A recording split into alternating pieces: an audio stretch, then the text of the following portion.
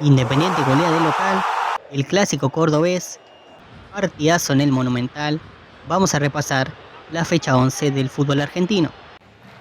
Antes de empezar tenemos los pendientes. Racing le ganó a Unión en Santa Fe. En el primer tiempo fue expulsado Arias y desde ahí fue todo para Unión, que cerró 1000 goles. Cambeses fue la figura del partido. Racing llegó una y la metió. Godoy Cruz y Talleres retomaron el partido suspendido, pero no pasó absolutamente nada y terminó en un aburrido 0-0. Ahora sí, en el arranque de la fecha 11, en el Minela, Aldo Civi recibía a Unión. Arrancó mejor el Tiburón y tendría la chance de abrir el marcador con Gianni, pero Pase lo sacó en la línea. Siguió insistiendo Aldo Civi, que pondría el primero con gol de Torres. El resto del primer tiempo fue bastante parejo. Unión mejoró y empezó a hacer daños con centros. Carranza tuvo un atajadón sobre Colazo. Ante la desesperación de Unión en el segundo tiempo, Aldo Civi tuvo chances para liquidarlo. Terminaría llegando al segundo tras un mal pase al medio de Gamba, que aprovechó Leiva. En el trámite general, Aldo Civi fue mejor, pero Unión también tuvo lo suyo. Una de las grandes figuras del partido fue Carranza, que había perdido la titularidad y con buenas actuaciones recupera el puesto el arquero más veterano de la liga. Sobre el final Gamba descontó pero no alcanzó y casi lo empata Palacio sobre el final. Segunda victoria consecutiva para Aldo Civi, que ratifica al interino Mariano Charlier como su entrenador. Unión perdió todos los partidos que disputó como visitante y deja al Quil en la cuerda floja a días de jugar con Cruzeiro. En el siguiente partido, Barraca Central recibe a Estudiantes en cancha de Arsenal. No pasaba nada en el comienzo del partido, hasta que tras una buena jugada colectiva, Iván Tapia abriría el marcador. Se protestó en la jugada previa que la pelota se había ido. Eric Mesa pensó lo mismo y no siguió la jugada. Lo más curioso de todo es que jugando para Colón le había pasado lo mismo en la misma cancha, realmente increíble. A partir de ahí, Barraca se dedicó a defender. Estudiantes mejoró en el segundo tiempo con los cambios y tendría algunas chances para empatarlo. Sin jugar muy bien llegaría el empate con un bombazo de otro partido de Palacios.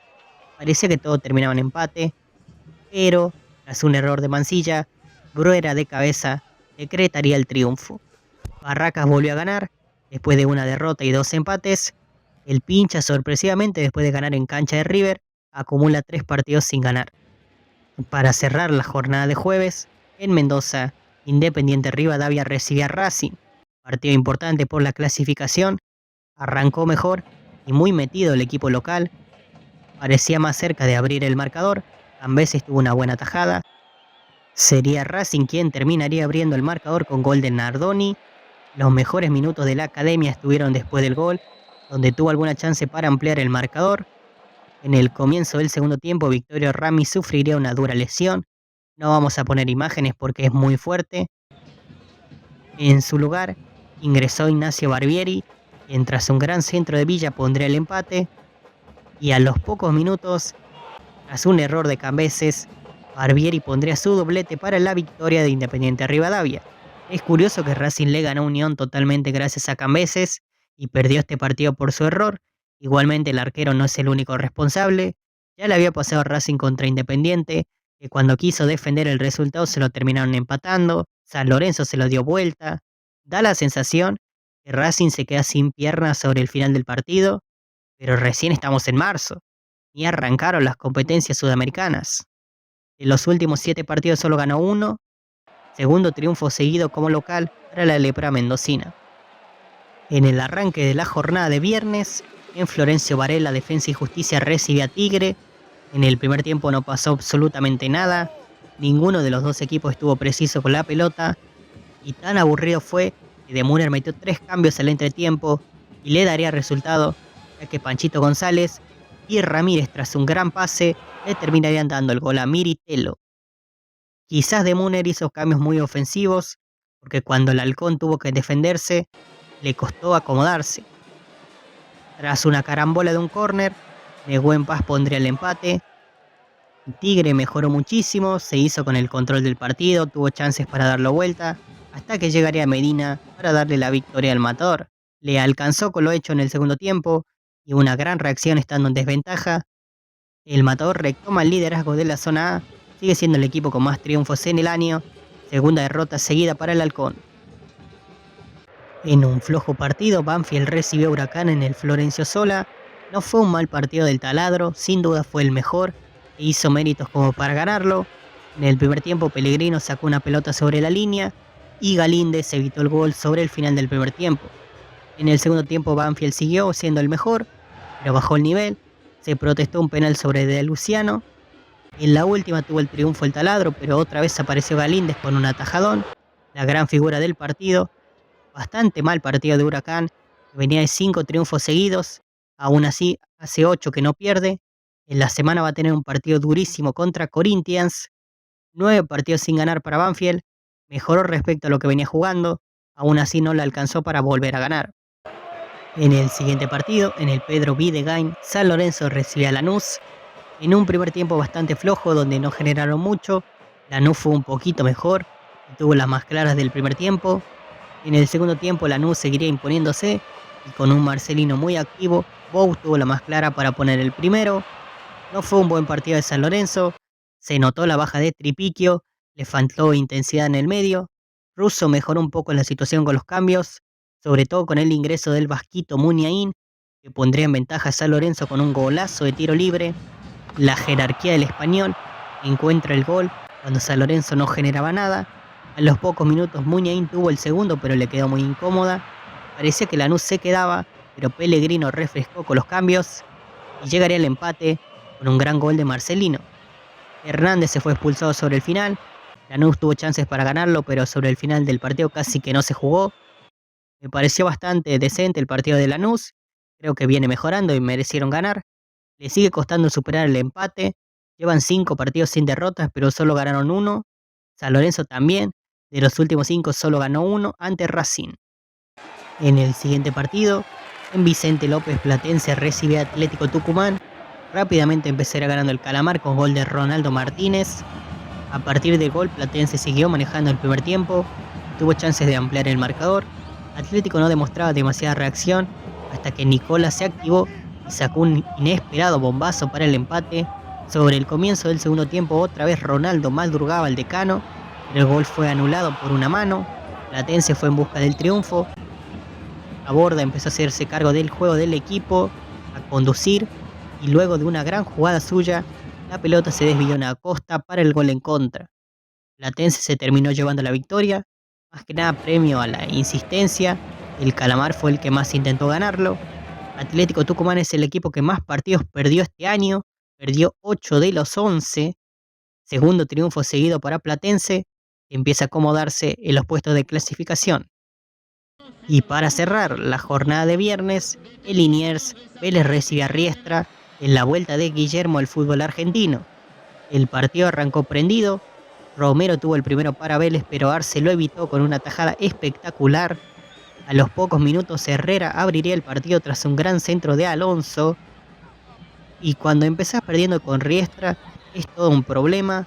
Con el resultado a favor se meten atrás y es muy difícil entrar. Para colmo, Máger Carrizo hizo un jugadón, asistió a Romero pero estaba en offside.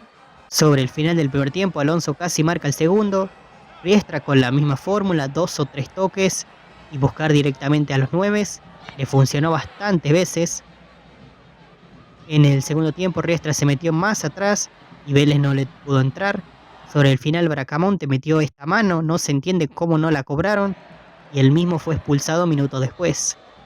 Riestra hizo su negocio en el partido y con el VAR y se llevó la victoria.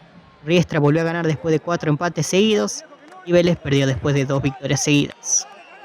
En el arranque de la jornada de sábado, Instituto recibió a San Martín de San Juan en el debut del Pipi Romagnoli. 2 equipos muy necesitados y que nos hacían pensar que no había posibilidades de que el partido no quede 0-0.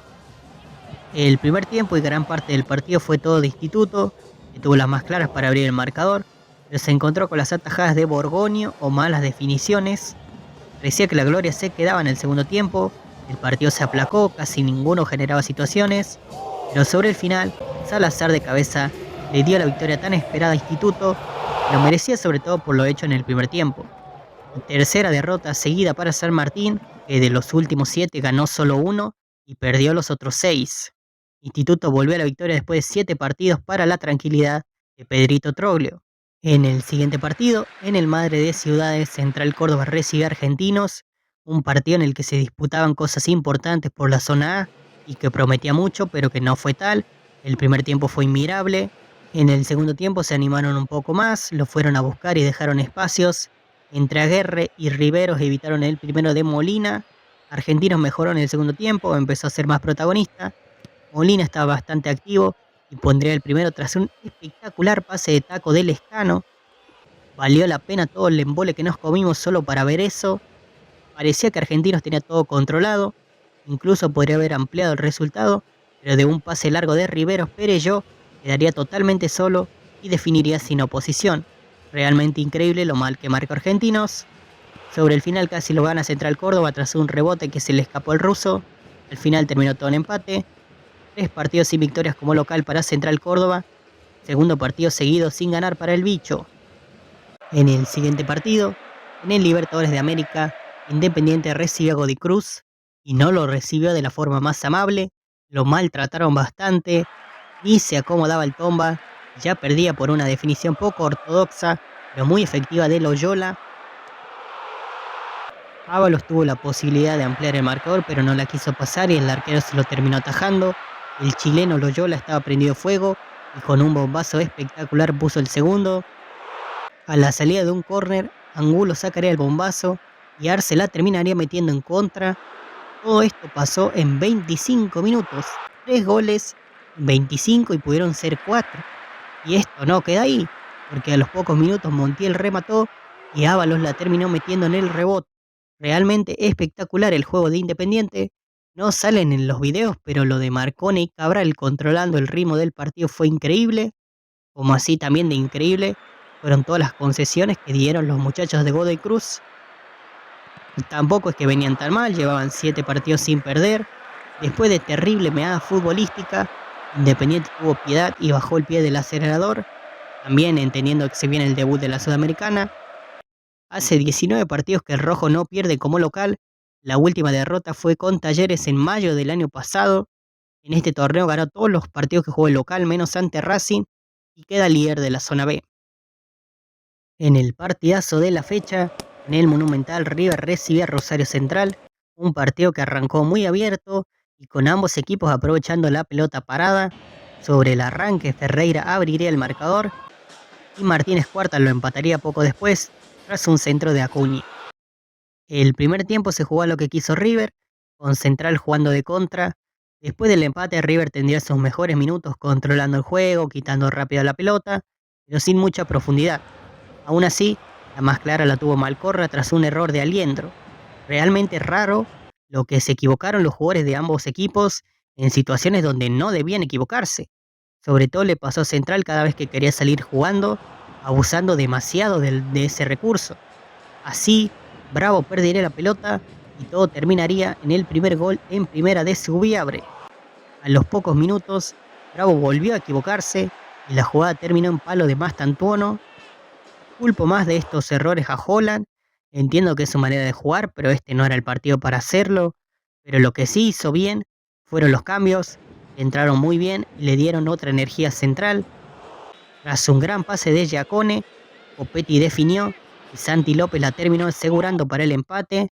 Sobre el final, Central parecía más entero y en otro error insólito, esta vez de Martínez Cuarta, Santi López quedó solo, se la dio a Copetti para una remontada histórica, pero la tiró afuera.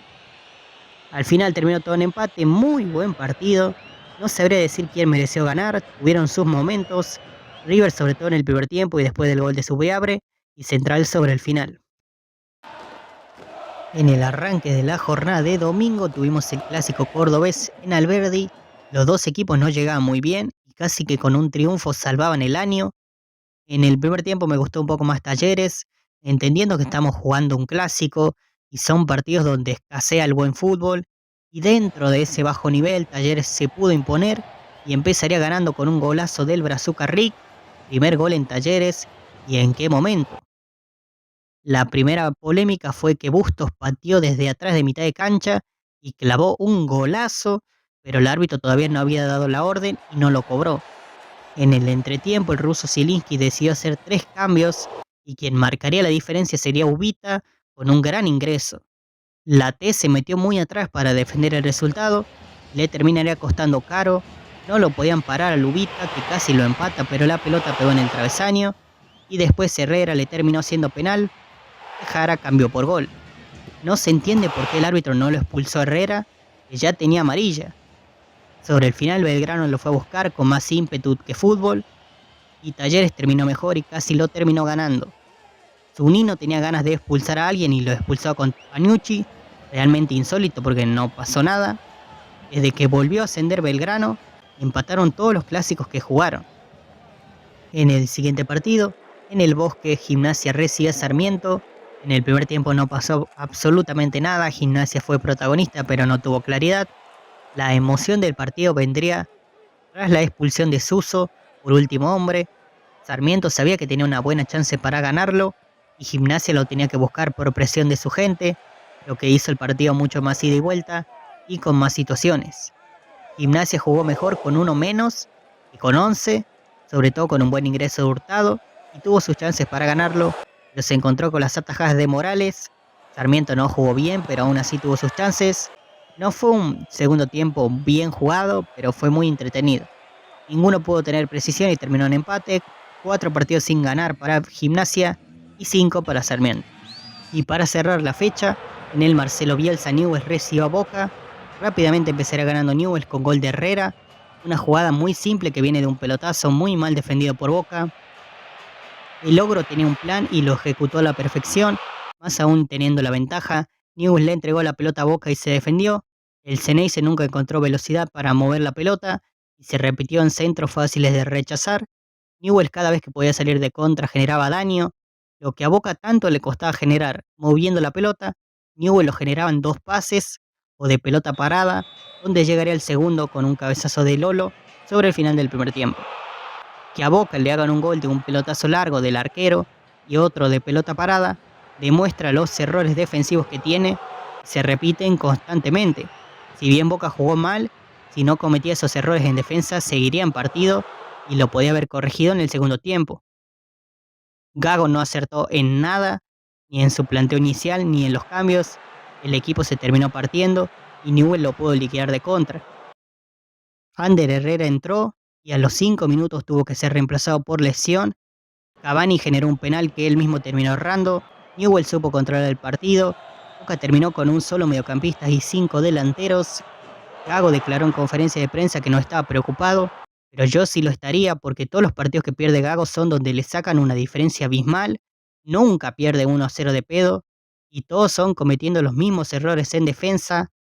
Fabiani sabía que tenía que explotar esas debilidades y se llevó un merecido triunfo. Boca cortó una racha de 6 triunfos seguidos y perdió el liderazgo de la zona A. Primer triunfo como local para el Ogro, que hace 4 fechas que no pierde. Esto fue la fecha 11 y así queda la tabla del campeonato, donde podemos ver una zona A muy disputada y una zona B bastante floja. Independiente de Rivadavia se está quedando fuera en la zona A y tiene los mismos puntos que el quinto de la zona B. Aldo Civi dejó de ser el último en la tabla anual. Este es el equipo de la fecha. Espero que te haya gustado. Gracias por ver.